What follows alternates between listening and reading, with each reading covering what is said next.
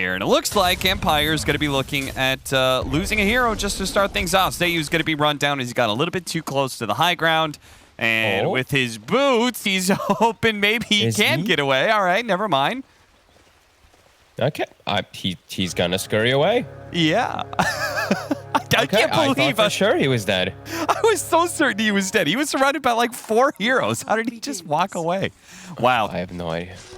Man, I'm really looking forward to this because I honestly just want to watch NoTechies get to play Dota today. Because last time I casted them, they lost in 6 minutes to a jungle Huskar. So I just want to see some better stuff out of them because I know they're better than that. And I'm always looking forward to watching Vokers, especially when Urgon's playing it. He had a rough time on it the last time.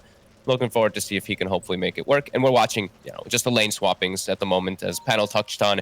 Ursa chasing versus that Timber. Timber also trying to avoid Enchantress. So we get all these fun little swaps. And it seems like NoTechies will get what they want, but I don't know if Timbers are ever upset when they're in the safe lane versus these Ursas.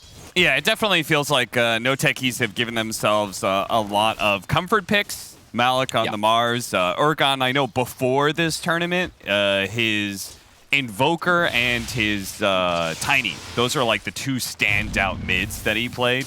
Unfortunately, he hasn't had as good a time in this tournament, as you said, with the Invoker. But maybe he'll get back into the groove here against definitely a weaker opponent than, say, somebody like Virtus Pro.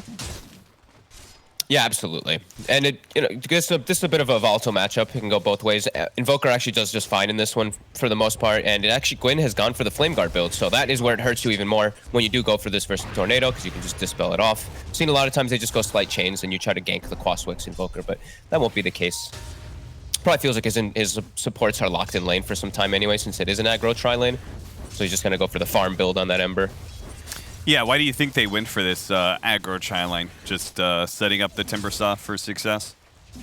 Yeah, I think that's the best thing, because if Timbersaw is in the off lane versus Ursa, it's very different than he's in the safe lane. Safe lane, he actually still gets some stuff. We saw the same thing yesterday. And I think teams are starting to become more welcome to aggro tri-lanes. Secret, the big team that's been really dictating the aggro tri-lane scene, and now it's starting to be seen. I've seen it, like 3, 4, maybe 5 times in the last 2 days, so... Yeah, it says something when the best team in Europe and the best team in, well, actually, second best team in NA, Evil Geniuses have been doing a lot of aggro tri-lanes as well, but they recently lost to Quincy Crew. So, but yes, it feels like people are more and more open to this. So why do you think aggro tri-lanes are becoming more of a thing? Just because you're bound to get counterpicked in a lot of these drafts. Like you get this like Ursa versus Timber, or let's say like Tidehunter versus like Wraith King. Let's say sometimes people just want to be able to dodge these matchups, and also just to get your safe laner thing. And also maybe they see something weak. Enchantress Rubik. Rubik is always a weak laner. Enchantress sure is amazing, but Rubik is pretty easy to punish. So that's probably why we see it coming out. As Sayu actually taking decent damage versus Malik. Yeah, Sayu is, he really likes to man up on these, and he might actually be right about it, man. What a read that he was going to be able to stand toe-to-toe. Now, it looks like he may still be dying here as Zayats and Solo are both trying to run him down, but still, Malik was forced away, and Sayu is able to get out. The Fairy Fire still in his back pocket, and a healing salve applied to him by Eknart. Okay, so it's, NoTechies are the ones who switched up the lanes to get the Ursa in this matchup. This is not working. Mars is at least going to get a kill, but he's got 3 last hits. So they really needed to get that kill down here. Yeah, certainly. Especially since Solo hasn't been able to have the same kind of impact with an Enchantress that he would normally like to. Yeah. At least he's got the big creep, best creep you can get here. That's Satyr Tormentor with the Mars. They'll be able to force the lane out. But Smiley Light, yeah, he's 17-11. He's having a really solid free farm. And we're seeing Gwyn, he's also having really solid free farm without even having to go to the jungle just yet. So he's doing very well in that matchup versus Urgon. Yeah, in that top lane, we can see that Pejishar is doing totally fine. I think this matchup is not as bad as maybe it used to be in the past. Especially in a one-on-one, just because I've seen these Timbersaws just like be timber chaining constantly. They're just kind of like nuking down the wave, and Ursa kind of has a hard time dealing with that. I saw a lot of them starting with like getting the Orb of Venom early too. Petu went for Soul. I see he has the Orb of Venom queued, but maybe it's a little too late because you want to be applying that pressure right now, like pre-level 2, pre-level 3, pre-level 4, and just being able to hit back on the Ursa. So might be getting it too late, but he's still doing just fine, and you're happy whenever you have Timber able to farm in a game, in the early game especially versus Ursa. So yeah, it's good stuff. I guess a big question is, what are they going to do once they feel like the laning phase is kind of broken down? Like, who's going to end up going where? Where do we plant our Timbersaw to feel strong? Are we able to have Smiling Knight occupy a lane, or is he just going to be jungling from here on out? You know, there's definitely some setups that I think Empire have to think a bit about. Looks solid for them, though. This start, this aggro tri lane. The supports, you know, Seiyu's level 1, but Smiling Knight is having that good start. Now the battle bottom, Enchantress. Toss back into the spear against the cliff wall, but Seiyu is going to pop that fairy fire that he had. A healing salve goes off. Solo. Okay. Oh, he gets a long-range impetus shot that barely gets the kill. And quick D-ward immediately after that one goes out. They know that the vision was there. But I'm actually surprised to hear how long he's able to survive in all these situations. Level 1 at 5.5 minutes on Seiyu. Radiant structures are fortified. Manning up, seeing if he can kill the Harpy. The Harpy, he does get the kill. At the same time, he dies to Solo. So, not sure if that one was worth it. That's huge. I didn't expect this to actually get salvaged down bottom. I thought they were just really going to start getting out of control here versus this aggro tri-lane. But with the Enchantress getting those creeps, you know, that usually ends up changing these lanes. Yeah. Still 18 last hits on the Mars, but getting themselves a couple kills. Really solid.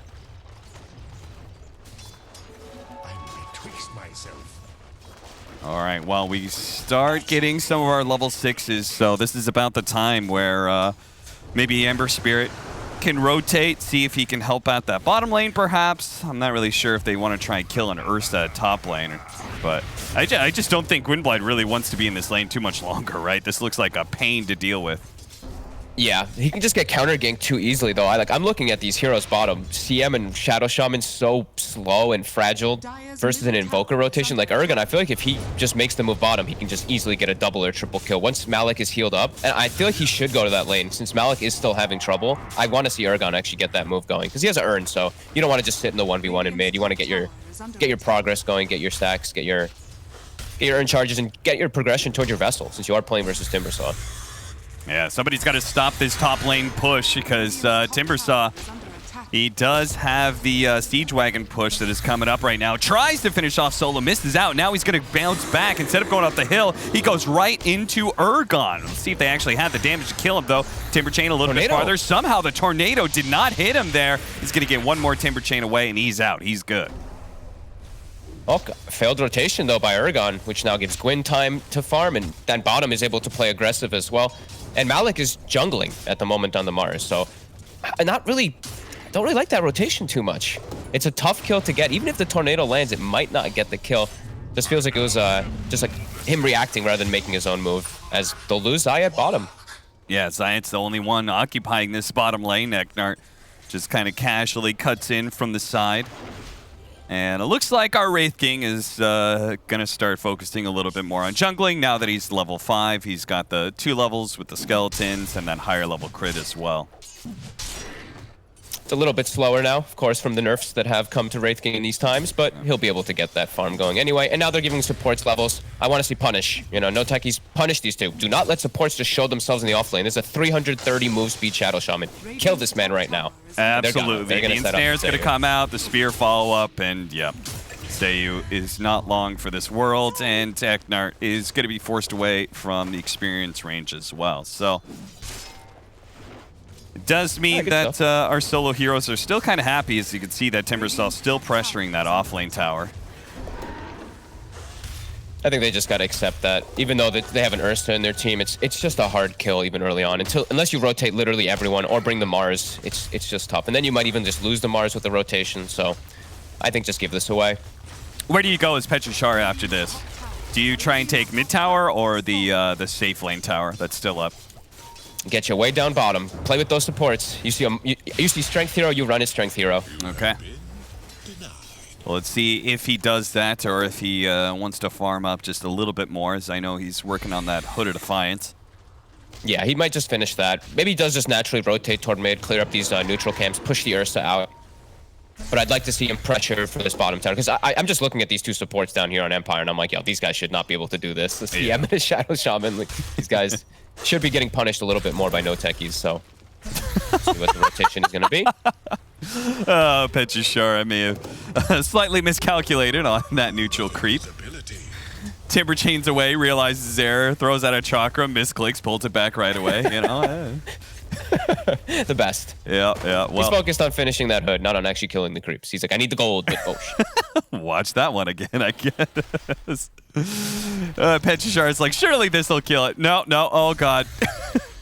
Oh god, whoa. He just dropped all his spaghetti all at once. Inside of the enemy jungle, though, NoTechies going to start getting aggressive here for the bounty runes. Throw up Gwynblight to make sure they can grab that bounty away from him after killing Eknart, the support. So they do manage to get 3 as a result because their Timbersaw was playing a little back. He didn't choose to invade like Malik did. Yeah, nice play from Ergon. I want him to be playing mostly around that bottom side. Top tower is already dead anyway. You're going to have access into that triangle. So just keep going down there, keep getting your urn charges. He actually almost has the Vessel done. That's going to be really solid versus Timbersaw this early on. Yeah, that is very early Vessel. Speaking of which, Petrishar does finally rotate down here. I was okay with him staying up in the top lane if he was actually pushing the Ursa away from the Ancients, but he didn't really seem to be doing that, so I'm glad he's now finally occupying bottom. Yeah, he should be able to push this pretty freely. I don't see a way for them to actually kill him. Maybe when that Spirit Vessel is done, as it's about to be, then we could see Ergon perhaps look to make a rotation down bottom. They're going to commit the wards, though. This looks like a pretty tough tower to defend. Zayat did not have Spell Steal available. He has the Timber Chain. He should be able to escape, but he won't be able to steal wards. Well, it's going to be Petrishara following him every step of the way, but no, the toss back is just enough distance, and still want to be able to protect that Siege Wagon. Here comes Ergon, though. He's going to show up with the Spirit Vessel. They're going to push back Petrishara, stopping him from being able to get the chain away. And yes, the Timbersaw dies on the Spirit Vessel pickup. Well played by NoTechies. And he gets to clean up some of these nice wards, too. Gets 1, gets 2. And he'll get the 3 and 4. So a nice chunk of gold for Ergon. As they also send Crystallized mid to soak the experience from the Invoker rotation. So yeah, great stuff from NoTechies. And Empire, I feel like they're going to have to thwart this early game for a bit of time. And just they're going to have to just somehow get Smiling Knight online and just have to endure the pressure that's going to start coming. Because this Spirit Vessel Invoker, Ergon can make moves on almost anybody. They're very susceptible to this now. Yeah, there's not the same kind of counter rotation for Empire, right? It's like this Invoker shows up to lane, like what are you really gonna do? Your best hope is Seiyu is somehow not spotted and gets a good disable off on him. It's so scary for these two supports to play it versus a Quaswex Invoker at this point. It's like this 400 something plus movement speed hero running at you, and you're 330 crawling heroes that will just literally do nothing if you get hit by EMP. Your whole mana pool will be gone at this point on every single one of the Empire heroes. So they have to play around that. And it looks like it's really just going to have to be a farm game for them to catch back up in these times.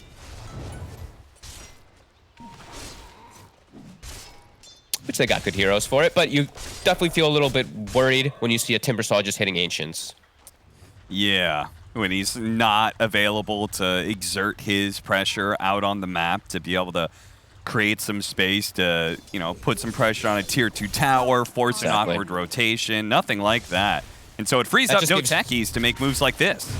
Exactly, yeah. As they charge right in, they'll find Eknart. Maybe some return kills if Empire's in the area, since Gwyn is coming over. Smiling Knight, he's going to go right back in with Gwynblight coming in on the other side with his double damage. And you're right, they are going to trade out supports here. And perhaps maybe more. Solo. Not able to get that kill. So trading support for support on a smoke rotation. Empire's not going to be too sad about that. Nope. As they have Smiling Light just sitting back, he's any time where they're just chilling back farming, and if it's not NoTechies forcing the issue too, they're getting away with what they want in their draft. They want this Radiance. They want to take it to the late game. They love playing with this Smiling Knight Wraith King. Even if he is playing into the hands of the Ursa, who has Battle Fury, they're probably still content with the way the pace of the game is going. How well toe-to-toe does Battle Fury Ursa stack up to Wraith King? Lately especially, I feel like Wraith King's nerfs have put him quite below Ursa in the later stages of the game. Ursa just feels like he's insane. When he gets these type of timings, he's just going to accelerate. He's going to accelerate faster, and he's actually just going to eat the rest of the team. While I feel like Wraith King has a harder time actually just eating other heroes. Ursa he doesn't have a solution. CM, Shadow Shaman, even Timber Chains, I feel like he might just be able to run right through all these and just kill these targets quite easily. If he gets away with this, he's going to get these items really quick. So what I'm hearing out of this is once we have the Radiance up on Smiling Knight, we got to get a lot done if we're Empire. Yeah, I want them to fight. I want them to push buildings with Shaman Wards, maybe even force like a Roshan fight, something like that. Start making NoTechies get out of position. Because if they just start getting ran at, this is where Mars, this is where Invoker just start to thrive. And they'll be able to take over the map very quickly. And then Wraith King has nowhere to farm, so...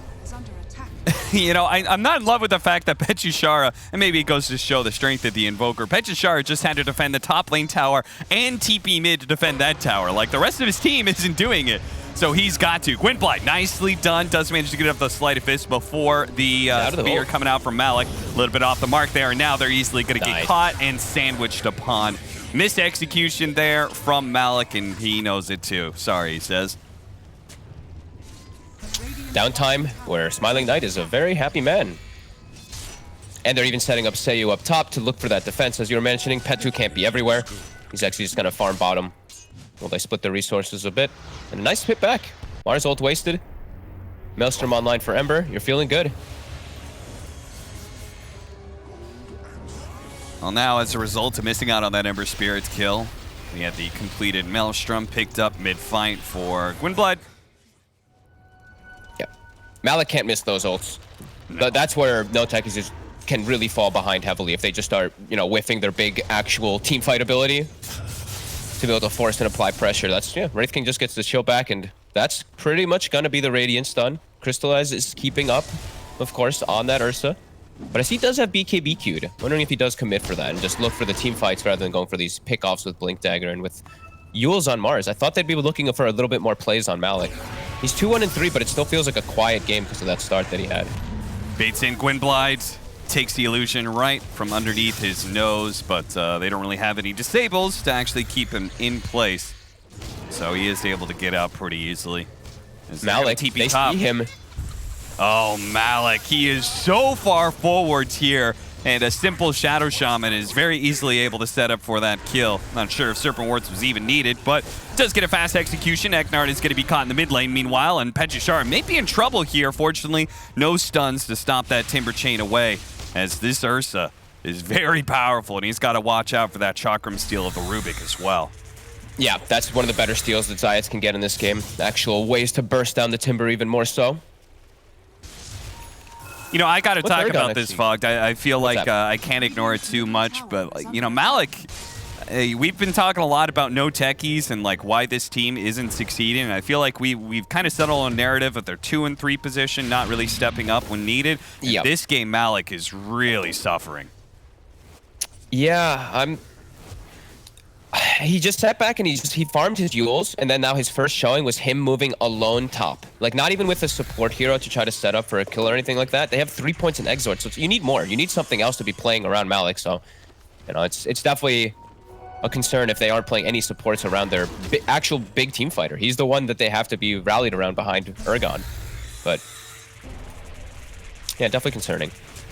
Well, we'll see if he can pick up the pace a little bit more here, as the game is still obviously quite fine with this Ursa getting all the free farm he could ever want. Seriously, this game has just been kind of a farm fest, back and forth, both teams going to their own corners, pretty content with what they're getting here. They are going to try and set up again with the Shadow Shaman. This time around, Malik is the one to find the initiation.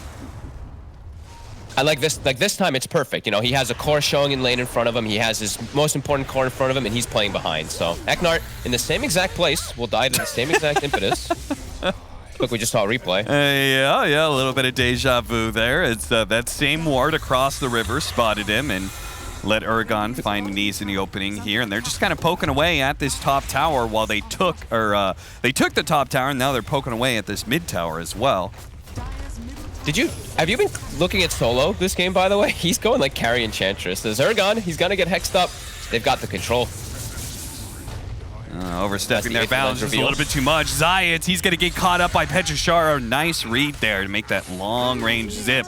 And now they're going to take the mid tower with Smiling Knight. He's ready to go. He's got his Radiance, plenty of skeletons on out. So this is a good time for Empire to put some pressure down. Yeah, time to actually play as 5, rather than just playing the farm game and getting that timing for your Radiance. Now you can actually look to fight every single time into NoTechies. Even though it's Ursa, as we've said, massive, about to have BKB done, they've got vision of him. And they do have that Aether Lens on Seiyu, that long-range cast for Hex and Shackle. Crystallize on the run here. Successful Oh scan, was able to see that movement coming. So good read by Crystallize to TP out there. Oh, get a slight heart attack there. The Hex was almost in range. Yeah. Another about 100 distance in just the vision. They would have caught him, and that would have been a massive kill. As Smiling Knight's working towards an earlier BKB to try and deal with this Quaswex Invoker.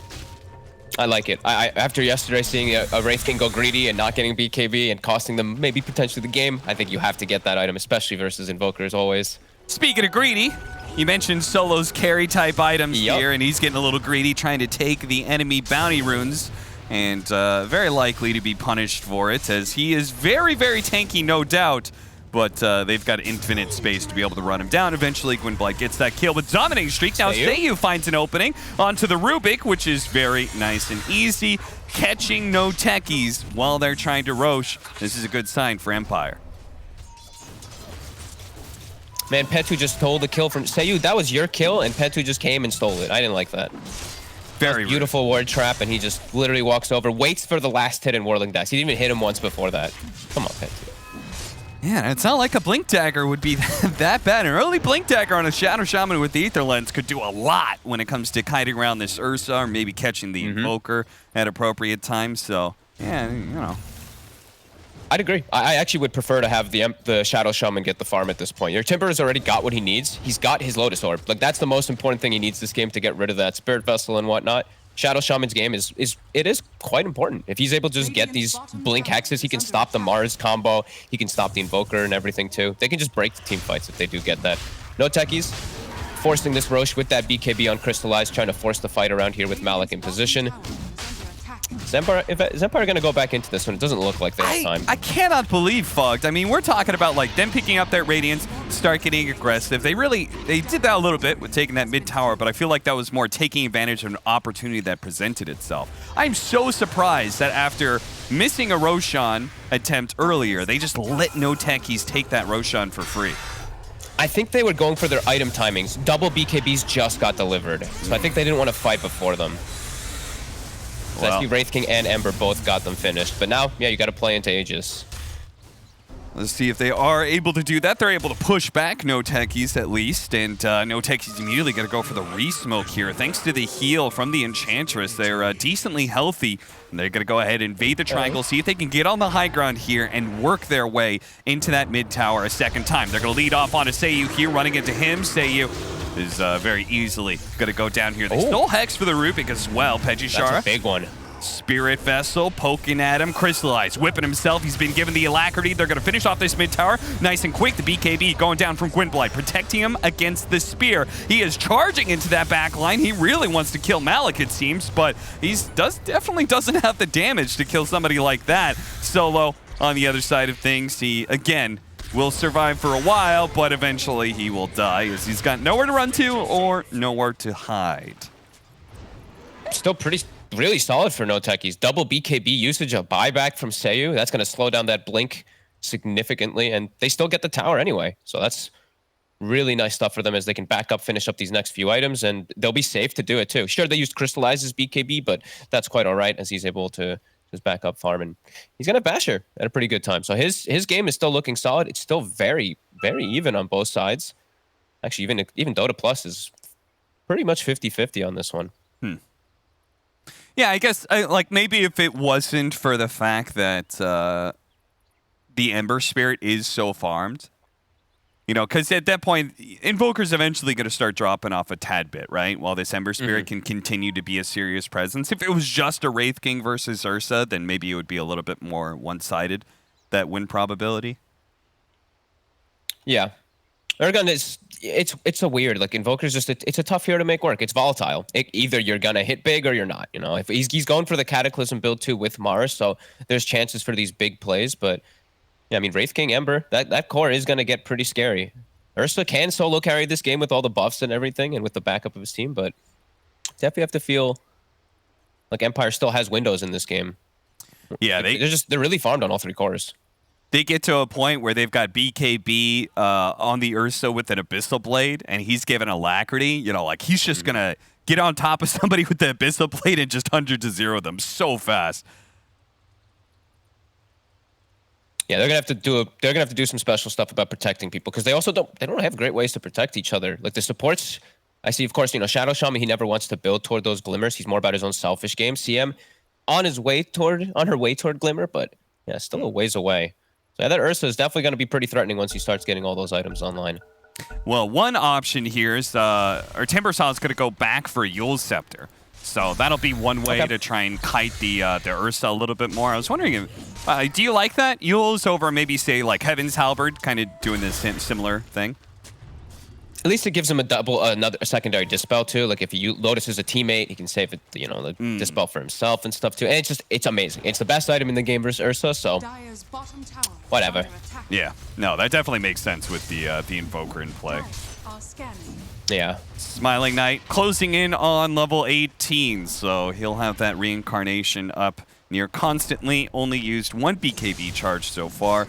Working towards that AC next. So again, seems like both teams are pretty content with the way this game is going. Both seem confident in their abilities to win the late game.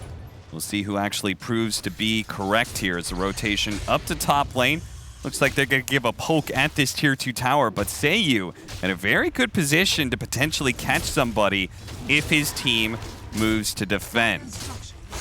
Malik, lead off, immediately gonna be hexed, he's gonna be chain stunned. Woo! Pechushara with some big boy damage comes rolling through, and he's gonna keep on rolling. See if he can catch Zayats here. Zayats is gonna receive a helping hand. So Urgon and Solo, maybe it's gonna be Pechushara stepping a little bit too far away as Crystallize comes forward. Yeah, that was Alacrity in 5 position Enchantress is going ham. Yeah, he really is. He's pumping out the damage now onto Eknard as well. The Sunstrike right on point from Urgon as they collect a second kill there. Look at the damage from Solo. Did 2,000 damage to the Timbersaw there. The Alacrity Enchantress is working. Yeah, and he's about to pick up the shard as well, so that'll be a big increase. But yeah, look at that pure damage go to work here as he's just boom, boom, boom, boom. I really like the shard too on this hero. When you feel like you've got a game, you know, I don't mind these Enchantresses looking to take over and just be the right clicker themselves too. It is a good Alacrity target. The shard is fun. It just keeps you always top health, and it makes it hard for them to ever go on you. And you're at 5, so it makes them feel like they have to commit so much to kill a 5. Yeah, for sure. No, I'm a big fan of it, especially when you go this medallion build. So you are so hard to bring down naturally if you've got... Oh, mid. Ooh, this is a big kill if you can get it. This time the spear is on point, as they should be able to just chain stun Gwynblight up. A big kill. That's a dominating streak going over to Urgon. 542 gold for it, and that'll speed his way towards either the Aghanim Scepter or the BKB. We'll see which one he does pick up. That's such a big kill. They still have Arena as well. So Malik, he can still look for another kill if he wants to. He can actually Arena kill us, like even the CM, I feel he could commit, because they have a Sunstrike on top, but he'll hesitate, won't be able to find it. Eknard will be able to get the D-ward. Eknard didn't skill ulti this game either on the CM. Something I never see anymore. I always see them skill ult. He's almost level 12. Yeah, that is a little odd.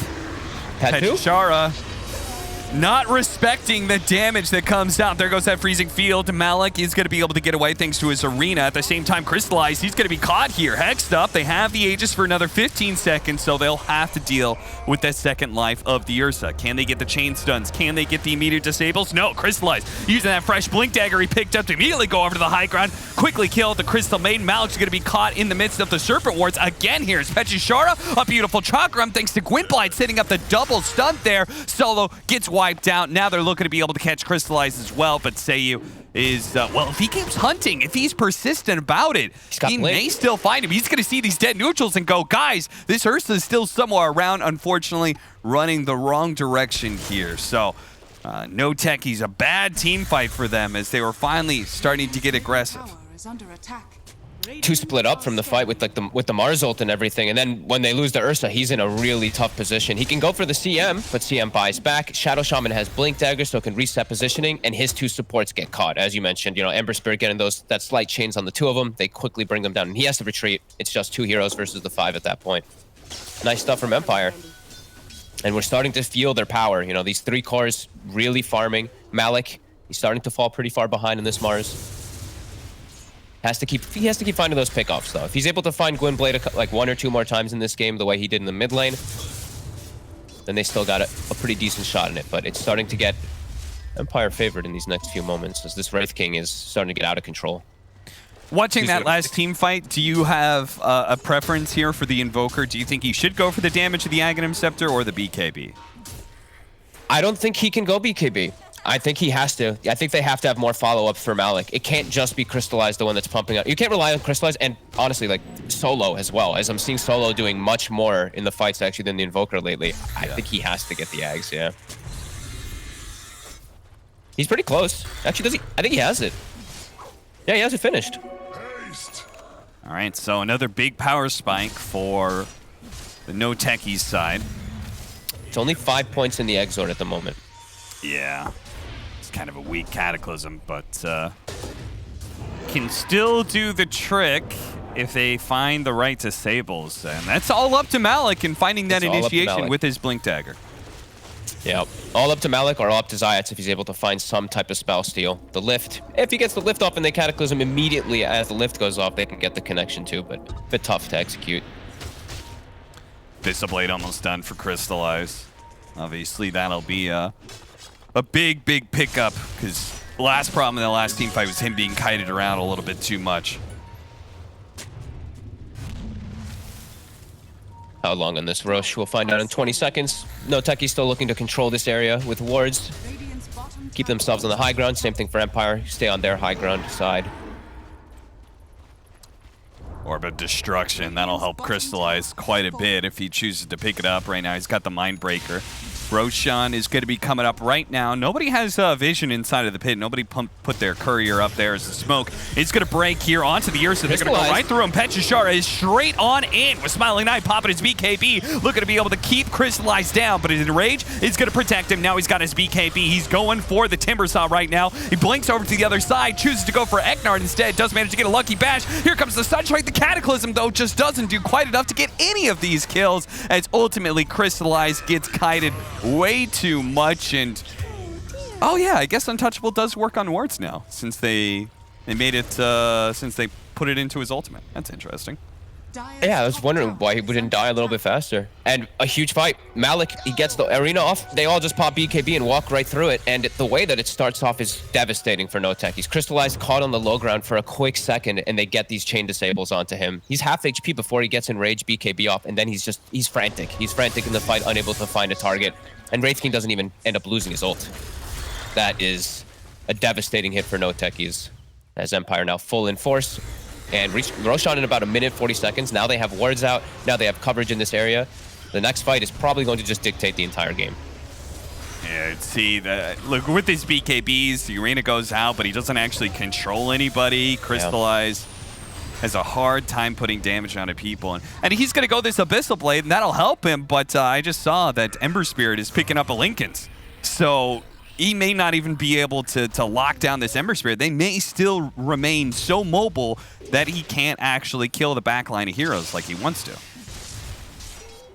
He's got to find a way in there. Him and Urgon have to find avenues into the backline. Malik too. He's got the blink. He doesn't have BKB, so it's a little harder for him, but he has to get these arenas onto these squishy heroes. He can't let the supports just run rampant. Oh, has to find Shadow Shaman. I mean, that was like a full shackle duration out onto the Ursa.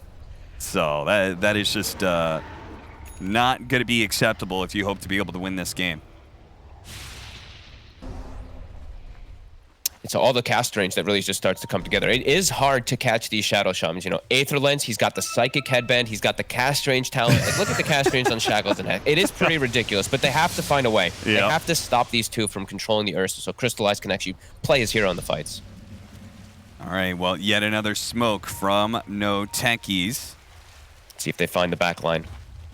This time they're the aggressors into the high ground. It's not going to break just yet on the low ground. It's going to break here. Smiling now. He's already bumped forward and immediately jumped onto Urgon. That is disastrous for NoTechies. They're going to continue to try and chase down this Shadow Shaman with their BKB. The spear goes out, but the Hex is already down. The Cataclysm will manage to take him out, but Crystallize, the damage has already been done. He is low on health, no longer has his Enrage. The Eul Scepter is going to stall him out until they can finally get the kill. Here comes the Tornado, but it's a bit too late to save anybody. Solo's already been caught here, and he'll go down as well. NoTechies losing team fight after team fight, and now it is finally time to do that Roche. They put the sentry, they put the obs on the high ground. The sentry's already there from Empire, and they see the perfect target. Urgon walks in. He's ghost walked or something. I believe he was, at least. He just gets instantly jumped and gets exploded. Has to buy back, and he's too late to the fight. Malik, the ult again, doesn't catch the two supports.